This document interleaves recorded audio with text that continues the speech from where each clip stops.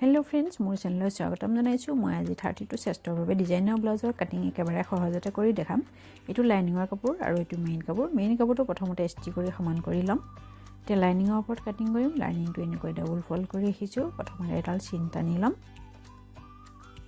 এতিয়া ব্লাউজটোৰ লেন্থ যিমান লাগে তাত 1 ইঞ্চ প্লাস কৰি লম এটো 14 ইঞ্চত মই এনেকৈ চিন দিছো 13 ইঞ্চত ৰেডি হ'ব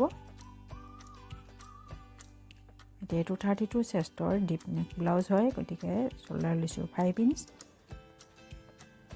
এই জোখতে 36 চেষ্টলৈকে বনাব পাৰিব কেৱল চেষ্টৰ জোখটো বাঢ়ি যাব চেষ্ট আৰু ৱেষ্টৰ এতিয়া আৰ্মহোল ললো 5.25 ইঞ্চ চেষ্টৰ চাৰি ভাগৰে ভাগ লৈছো 8 ইঞ্চ আৰু 1.5 ইঞ্চ মাৰ্জিন লৈছো ৱেষ্ট 28 হয় তাৰ চাৰি ভাগৰে ভাগ লৈছো 7 ইঞ্চ 1 ইঞ্চ বেক ডাৰ্টৰ বাবে আৰু 1.5 ইঞ্চ মাৰ্জিন লৈছো ইফালে হাফ ইঞ্চ এনেকৈ বেকা কৰি মিলাই লম এনেকৈ চেপ দি দিলো তলফালে অলপ বেকা কৰি দিছো এতিয়া নেকটোৰ বহলটো লৈছো 2 ইঞ্চ ইফালে বেক নেকটোৰ লেন্থ লৈ ৰাখিছো 9 ইঞ্চ আপুনি কম বেছি কৰিব পাৰে আৰু তলফালে 2.5 লৈছো অলপ বহল কৰি ৰাখিছো এনেকৈ বক্স বনাই ললো এটো মটকা ডিজাইনৰ বনাম ওপৰৰ পৰা 3 ইঞ্চত এনেকৈ দিছো আৰু হাফ ইঞ্চ এনেকৈ ভিতৰলৈ সোমাই দিলো এনেকৈ চেপ দি দিলো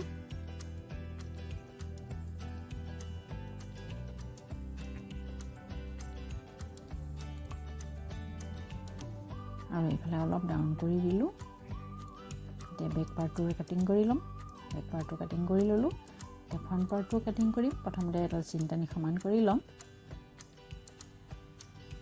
এটো প্ৰিন্সেছ কাটত বনাম সেইকাৰণে হাফ ইঞ্চ এক্সট্ৰা লম ফ্ৰন্ট পাৰ্টত এনেকৈ হাফ ইঞ্চ দুঠাইত দি সমান কৰি ললো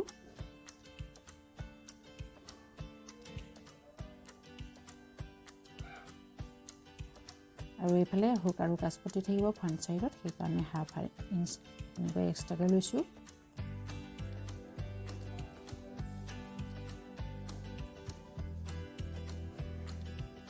ইয়াৰ ওপৰতে বেক পাৰ্টটো বহাই দিম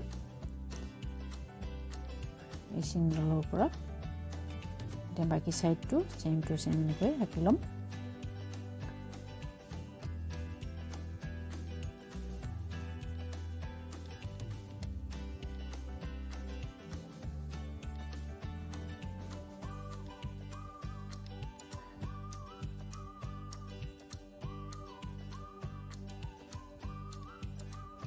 এতিয়া আৰ্মহোলৰ চেইন কেইডাল এনেকৈ টানি লৈছো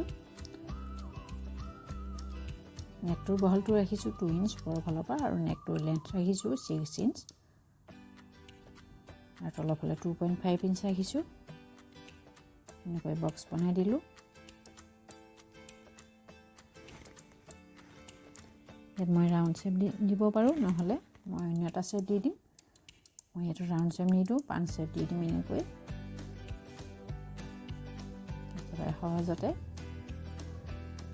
ভিডিওটো চোৱাৰ পিছত আপুনি নিজে ব্লাউজৰ কাটিং কৰিব পাৰিব ষ্টিচিং কৰিব পাৰিব ভিডিওটো চাই ভাল লাগিলে লাইক কৰিব কমেন্ট কৰিব আৰু যদি চেনেলটো সাবস্ক্ৰাইব কৰা নাই তেনহলে সাবস্ক্ৰাইব কৰি ৰাখিব ওপৰৰ পৰা 10 ইঞ্চ লৈছো আৰু তলৰ ফালৰ পৰা 3 ইঞ্চ ৰাখিছো ইয়াৰ পৰা 3.5 ইঞ্চ এই হাফ ইঞ্চটো বাদ দি লৈছো হুক আৰু কাচপটিৰ বাবে যিটো হাফ ইঞ্চ ৰাখিছিলো সেইটো বাদ দি মই এইটো লৈছো ইয়াৰ পৰা ইয়ালৈকে প্ৰিন্সেছ লাইন ড্ৰ কৰি দিম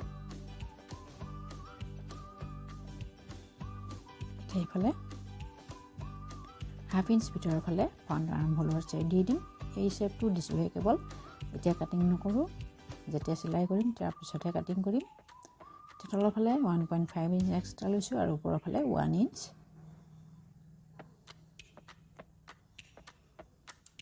এনেকৈ মিলাই দিলো এতিয়া এইফালে যিখিনি হাফ ইঞ্চ বেছি আছে সেইখিনি ইয়াৰলৈকে এনেকৈ মিলাই দিম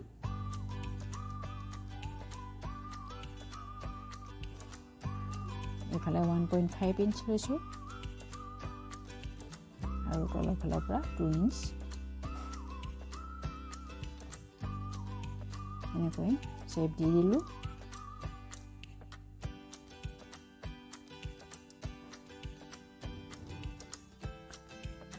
এটা কাটিং কৰি লম ফ্ৰন্ট পাৰ্টটো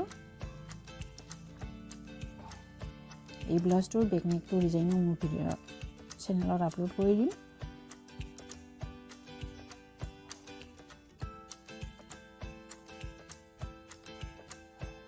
এতিয়া ফ্ৰণ্ট পাৰ্টটোৰ কাটিং কৰি ল'লোঁ। প্ৰথমতে প্ৰিন্সেছ লাইনত কাটিং কৰিম।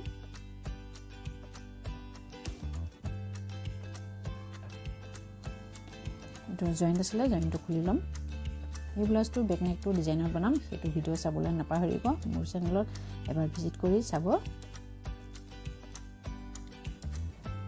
আৰু এইফালে অকণমান শ্বেপ দি দিম।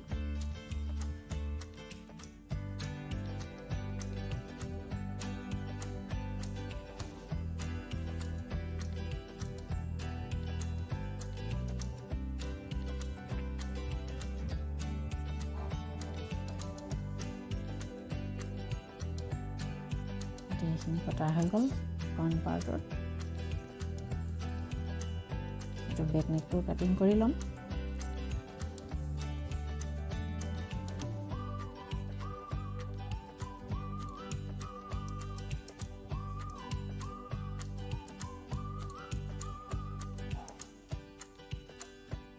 এতিয়া ইয়াত ডাৰ্টৰ বাবে মানে চিন দিম। 4 ইঞ্চ লৈছোঁ এফালৰ পৰা ডাৰ্টৰ লেন্থটো ল'ম 4 ইঞ্চ। এফালৰ তলৰ ফালৰ পৰা হাফ ইঞ্চ দুইটা চাইডৰ পৰা এনেকৈ মিলাই দিম।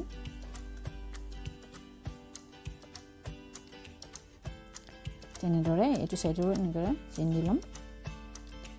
এতিয়া স্লিভছৰ কাটিং কৰিম। তাৰ বাবে এইটো ফল্ড কৰি আহিছোঁ। এইটো চাইডে ফল্ডেড চাইড হয়।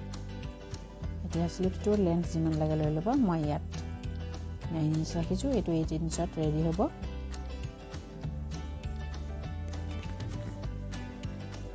চিন টানি দিলোঁ।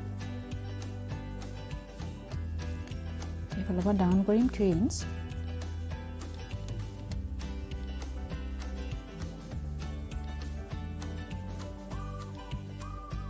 এতিয়া এনেকৈ বেকা কৰি লৈছোঁ।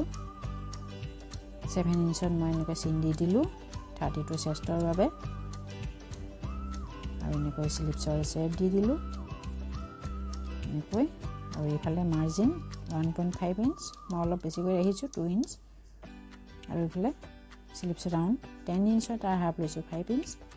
আৰু 1.5 ইঞ্চ মাৰ্জিনৰ বাবে ল'ম 1.5 ইঞ্চ মাৰ্জিন এনেকৈ মিলাই দিলোঁ।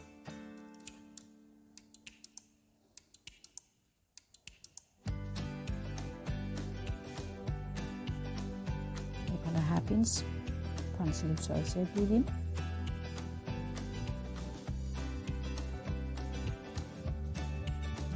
মিলাই দিম এইফালে। এতিয়া কাটিং কৰি ল'ম স্লিভছটোৰ।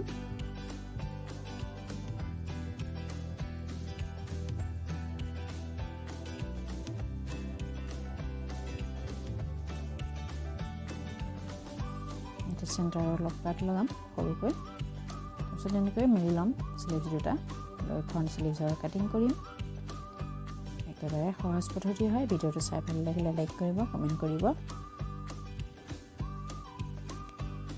গোটেইখিনি পাৰ্ট কটা হৈ গ'ল লাইনিঙৰ ওপৰত। এতিয়া মেইন কাপোৰটোৰ ওপৰত কাটিং কৰি ল'ম। এতিয়া মেইন কাপোৰৰ এইটো বেক পাৰ্টটো কাটিং কৰিলোঁ। এইটো প্ৰিন্সেছ পাৰ্টৰ চাইডৰ পাৰ্ট আৰু এইটো প্ৰিন্সেছ পাৰ্ট হয়। আৰু এইটো স্লিভছৰ কাটিং কৰি ল'লোঁ। ভিডিঅ'টো চোৱাৰ বাবে ধন্যবাদ।